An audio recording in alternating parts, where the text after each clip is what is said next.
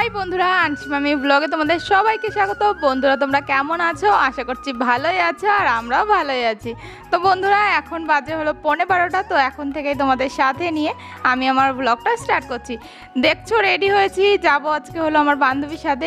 অনেক দিন আগে তোমাদের আমার বান্ধবীর সাথে পরিচয় করে দিয়েছিলাম না, যে আমার বান্ধবী প্রেগনেন্ট ছিল। তো ওর আজকে হলো 9 মাসের স্বাদ। শ্বশুরবাড়িতে 7 মাসের স্বাদ হয়ে গেছে, তখন তো আমরা হায়দ্রাবাদে ছিলাম, আর এখন হলো এই যে 9 মাসের স্বাদ। তো যাই হোক এখন বেরোবো ভেবেছি। আর দেখো আমার মাম্মাম দেখেছো একটা ওর মিমির মাজার বেল্ট নিয়ে তার থেকে সুতো বের করে দেখেছো কি রকম করছিল। আর এই দেখো বান্ধবীর জন্য একটা শাড়ি কিনেছি। এইটা আমার বোন আমার সাথে সকালে গিয়েই পছন্দ করে নিয়ে এসেছে। তো কি বলো তো, হঠাৎ করেই না স্বাদের আয়োজনটা হয়েছে। কালকে রাত 11টার দিকে আমাকে ফোন করে ইনভাইট করেছে। তো সেই জন্য সকাল সকাল তাড়াতাড়ি করে গুছিয়ে, আরও গরমের মধ্যে না খুব অসুস্থ ছিল। তো আমি এখন গুছিয়ে রেডি হব। দেখো আমি রেডি হয়েও আয়নার সামনে মানে লাস্ট টাচ দিতে হয় না, তো একটুখানি দেখতে হয় সব কিছু ঠিকঠাক আছে নাকি। আর এইদিকে আমার বোন আর আমার মাম্মামও কম যায় না। দেখো ওরাও আয়নার সামনে দেখছে। আর আমার মাম্মাম যে এত দুষ্টুমি করেছে, দেখো থুতু দিয়ে মুখে থুতু দিয়ে দেখো কি কি অবস্থা করেছে।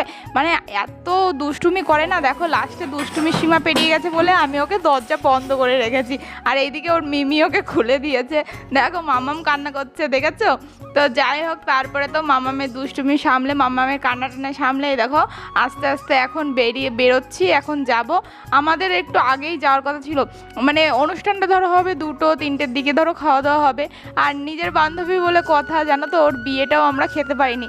বিদেশে থাকলে যা হয়, কারণ বিদেশে থাকলে সবসময় সব মানে ইনভিটেশনগুলো একটু কমই পাওয়া যায়। তো আমার বান্ধবীর বিয়ের সময় না আমি বাড়িতেই ছিলাম, কিন্তু বিয়ের বেশ কয়েকদিন আগে না আমাকে হায়দ্রাবাদে চলে আসতে হয়েছিল। যেমন দেখো আমার পিসির বিয়ে হলো না, তোমাদের তত্ত্ব দেখিয়েছিলাম, তো সব কিছু দেখিয়েছিলাম, কিন্তু আর সপ্তাহখানেকের জন্য আমার পিসির বিয়েটা মিস করে গেলাম, সেরকমই হয়। তো যাই হোক বান্ধবীর বাড়ি যাবো, যে সাইকেল নিয়ে বেরোলাম। যদিও আমার মা তো বাড়ি নেই, আমার কাকি বারবার বারণ করছে যে সাইকেল নিয়ে যাস না, শাড়ি পরে মামামকে নিয়ে অসুবিধা হবে। তবুও বেরিয়েছি, যে আগে একদিন তো গেলাম, অসুবিধা তো সেরকম কিছু হলো না। তো এইবার না মাম্মাম এত দুষ্টুমি করছিল সাইকেলে বসে, সাইকেল চালানোই যাচ্ছিল না, তারপরে আবার শাড়ি পরে। তো একটুখানি গিয়েই বোনকে বললাম, বোন তুই সাইকেলটা বাড়ি রেখে আয়, আমরা হেঁটেই যাবো, এখান থেকে এইটুকু বেশি দূরে তো না। তো যাই হোক এই দেখো বোন তো সাইকেল নিয়ে বাড়ি চলে গেল, সাইকেলটা বাড়ি রেখে আস্তে আস্তে আসবে। আর এইদিকে আমরা চলে গেলাম একটা স্টেশনারি দোকানে, কারণ আমরা সকালে যখন শাড়িটা কিনতে গেছিলাম তখন যেন তো মানে সিঁদুর আলতা এগুলো নিইনি। আর স্বাদের মেইন জিনিস তো সিঁদুর আলতা এইগুলোই। তো বাড়ি যখন গেছিলাম না তখন ঠাম্মা আমাকে মনে করিয়ে দিয়েছে, এই সিঁদুর আলতা এগুলো নিয়ে এসেছিস, এইগুলো তো স্বাদের হলো মেইন জিনিস। তো যাই হোক এইগুলো নিতেই আমরা এই যে কসমেটিক্সের দোকানে এসেছি। বোন এখন এসে পৌঁছায়নি। তো এইখানে এসেও না মাম্মাম যে কি দুষ্টুমি করছে, মানে আমার মাম্মাম মানে দুষ্টুমি ছাড়া থাকতেই পারবে না। মানে আমার মাম্মামকে দুষ্টুমি ছাড়া থাকতে পারে, কিন্তু আমার মাম্মাম দুষ্টুমি ছাড়া থাকতে পারবে না। তো যাই হোক এখানে তো সিঁদুর আলতা এগুলো নিলাম, নিয়ে এইদিকে দেখো আমার বোনও চলে এসেছে। আর বাড়ির থেকে আসার সময় না বুদ্ধি ঘরে ছাতাটা নিয়ে এসেছে। কি রোদ জানো না, কি যে বলবো। তো যাই হোক এই দেখো আমরা এখন 3জনে যাচ্ছি। তারপরে দেখো এই দেখো আমার বান্ধবীর বাড়িতে পৌঁছে গেছি। পৌঁছে গিয়ে দেখি কি এই যে একটা বৌদি, সেই বৌদিটা না আমার বান্ধবীকে সাজিয়ে টাজিয়ে দিচ্ছে। আর আমার জানো তো আমার বান্ধবীকে আমার সাজানোর কথা ছিল, আমাকে বলেছিল তুই তাড়াতাড়ি করে আসিস, তাহলে মানে তুই আমাকে সাজাবি এই সেই, মানে অনুষ্ঠানের আগে আগে আসবি না, কিন্তু একদম সকাল সকাল চলে আসবি। কিন্তু কি বলতো মাম্মামকে নিয়ে বুঝতেই তো পারছো, মা বাড়ি নেই, রান্না খাওয়া সব কাজ, তারপরে আবার কালকে হায়দ্রাবাদের জন্য বেরোবো। তো বুঝতেই পারছো গোছাগুছির ব্যাপার থাকে। তাও তো কপাল আমার, মানে আমি ওকে বলছিলাম আমার কপাল দেখেছিস কত ভালো, তোর বিয়েটা খেতে পারলাম না কিন্তু তোর স্বাদে ঠিক থাকতে পারছি। মানে একদিন যদি পরে হতো না তাহলে তো আর থাকতে পারতাম না, কারণ হায়দ্রাবাদে তো কালকেই চলে যাচ্ছি।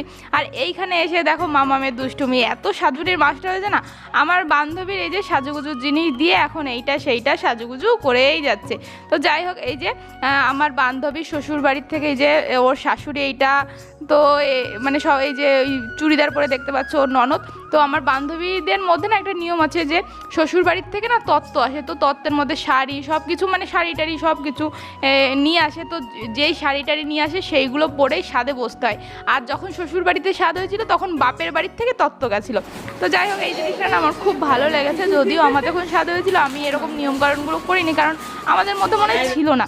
তো যাই হোক মাম্মাম তো এইদিকে ফেস পাউডার তারপরে লিপস্টিক সব মেখেছে। আর এইদিকে দেখো আমার বান্ধবীর বাড়ির গোপাল, দেখো সিংহাসনটা কি সুন্দর। আর যেই বাড়ি গোপাল থাকে না আমার খুব ভালো লাগে। তো দেখো প্রথমে ছোট গোপালটা ছিল আর পরে এই যে বড় গোপালটা এনেছে। আমরা যখন পড়াশোনা করতাম একসাথে তখন হলো ওই ছোট গোপালটা ছিল। তো যাই হোক এই দিকে দেখো, দেখেছো আমার মাম্মাম এত দুষ্টু না, ওইখানে দেখো এই গোপালের দেখেছো মুকুটটা হাত দিয়ে ফেলে দিল। কি অবস্থা বলো তো, এত দুষ্টু মাম্মামকে নিয়ে কোথায় যাবো আমরা। মমতা ভালো করে সবাইকে ভালো রেখো, তুমি ভালো থেকো, তুমি ভালো থেকো। হ্যাঁ এবার চলে আসো। ওই বৌদি তো বান্ধবীকে মোটামুটি মেকআপ করে দিয়েছে। আর এইদিকে দেখো আমি বান্ধবীকে শাড়ি পরিয়ে দিয়েছি। এই শাড়িটা ওর শ্বশুরবাড়ির থেকে দত্তে এসেছে। দেখো শাড়িটা কি সুন্দর, ওই যদিও পছন্দ করেই কিনেছে। তো এই দেখো ইয়েলো আর পার্পেল কম্বিনেশন, আমার তো শাড়িটা খুব পছন্দ হয়েছে। আর পার্পেল কালারটা জাস্ট ওয়াও লাগছিল। তো যাই হোক মানে ওই বৌদির মেকআপ করার পরে আমি আমার বান্ধবীকে শাড়ি টাড়ি পরিয়ে সিঁদুর টিঁদুর পরিয়ে সাজিয়ে দিয়েছি। কিন্তু তারপরেও না কেমন যেন একটু কিছু নেই এরকম লাগছিল। তো যাই হোক তারপরে আমি ওকে বললাম যে চল তোর একটু হেয়ার স্টাইল একটা খোপা করে দিই, কারণ খোপা ভালো লাগবে। স্বাদের দিন বলে কথা, একটু তো ভালো লাগতেই হবে। আর যাই হোক একটা অনুষ্ঠানের দিন সবাই চায় আমাকে একটু গর্জিয়াস লাগুক। তো দেখো আমি কোনো মতে, আর এত টাইমই ছিল না, কোনো মতে একটা বান করে দিলাম। আর কি বলতো আমি মেকআপ তারপরে হেয়ার স্টাইল এগুলো করতে না ছোটোবেলার থেকে আমার খুব ভালো লাগে। আমি ইউটিউব দেখে দেখে এক একটা জিনিস শিখতাম, আমার বান্ধবী তারপরে আমার মা কাকি সবার উপরে এইগুলো ট্রাই করতাম। তো এই স্কুল লাইফে এগুলো প্রচুর করেছি। তো যাই হোক এই জন্যই আমার বান্ধবী আমাকে আগে আসতে বলছিল। তো যাই হোক আমার বান্ধবী বললো তুই যখন এই বানটা করবি আগের থেকে যদি আমি জানতাম না তাহলে আমি মানে ফুল নিয়ে আসতাম খোপায় দেওয়ার জন্যে বা বানে দেওয়ার জন্যে। তো যাই হোক এইদিকে দেখো আমার মাম্মাম মানে রান্না বান্না করে পাঁপড় ভেজে রেখেছে, সেই পাঁপড় নিয়ে খাচ্ছে, আবার একটু হাওয়া খাচ্ছে, এত দুষ্টু না। তো যাই হোক তারপরে এই দেখো এখন আমার বান্ধবীকে আশীর্বাদ করবে, তারপরে স্বাদ বক্ষণ করাবে। তো এইদিকে দেখো বসে সবাই মিলে আমরা বসেছি, অনেক আড্ডা ইয়ার্কি হচ্ছে। তো কিছুটা ক্লিপ তোমাদের সাথেও শেয়ার করলাম। আর জানো তো মানে ওর শ্বশুরবাড়ি থেকে তত্ত্বে দেখিয়েছিলাম তো ফল, এই দেখো এগুলো হলো পুজোর মিষ্টি। তো সব কিছুই না মানে ওর শ্বশুরবাড়ির থেকে এনেছে। তো যাই হোক এখন তো ওকে আশীর্বাদ করা হবে আর তারপরে ওকে স্বাদ খাওয়ানো হবে। হ্যাঁ থাক আমার মেয়েটা তো গেল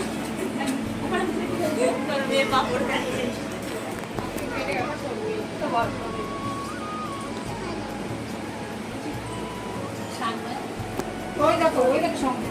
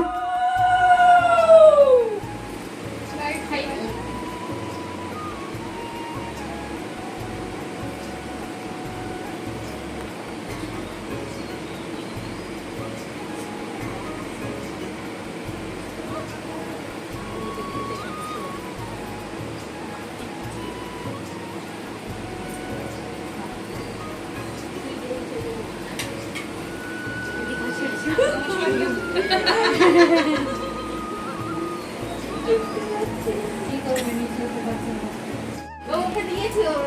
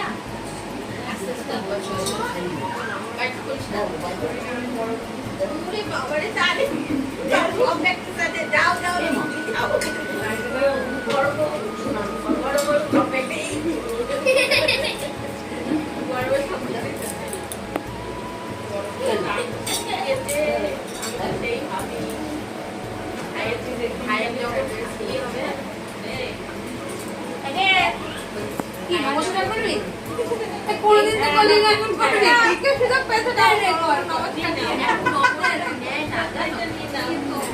একটা ছেলে হোক তারপরে দৌড়ি ব্যাট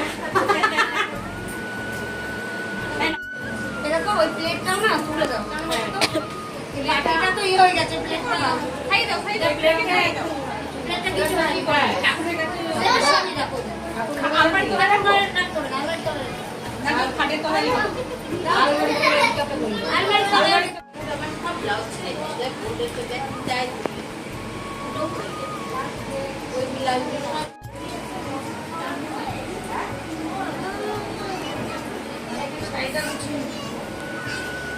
কি করছো এটা মিমি খাবে তোমাকে পরে যাবে আর পরে দিয়ে দেব এটা বলে ও ফটো তুলে নি কারণ হ্যাঁ নাও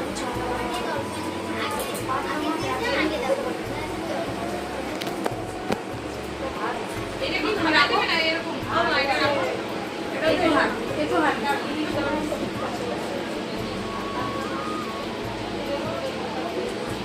মানে কিন্তু কাম দেবে এই যে ফিশ কামড়ে দেবে কিন্তু এই যে ফিশ এটা বাবা কিন্তু কামড়ে দেবে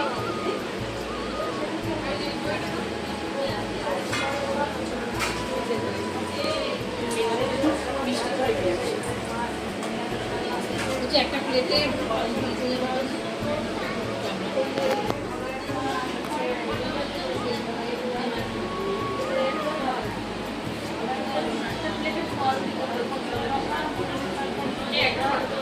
আমার বান্ধবী ওইদিকে খেয়ে নিচ্ছে আর এদিকে দেখো এক বইটা বসিয়ে দিয়েছি। আর কোনো বাড়িতে এসে যদি কাজবাজ না করে গেস্টের মতো এসে বসে থাকি, বসে খেয়ে দিয়ে চলে যায় না, কেমন যেন পরপর লাগে। আর নিজের বান্ধবী বলে কথা, একটু কাজবাজ তো করতেই হবে।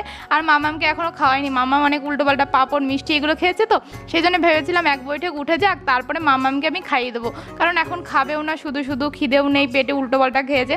তো যাই হোক এক বৈঠক উঠে গেছে। তারপরে মামামকে যেই খাওয়াতে গেছি, মামামের ঘুম ঘুম পেয়ে গেছিলো আর খাচ্ছিল না ঠিকমতো, খুব কান্নাকাটি করছিল। এই দেখো এইদিকে তাকাও, কেমন করে কান্না করছো, কেমন করে কান্না করছো? হয়েছে কান্না, হয়েছে হয়েছে কান্না হয়নি এখনো? আর একটু কান্না করবা, আর একটু করবা কান্না? হ্যাঁ আর একটু করবা, বলো।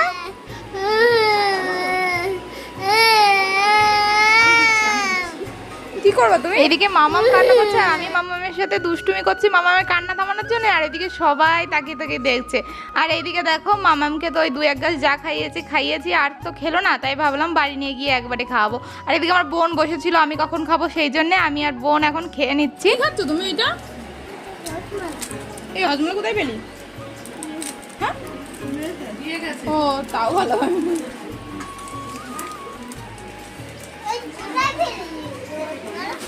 পেলি না, পেলে কোথায় পেলে?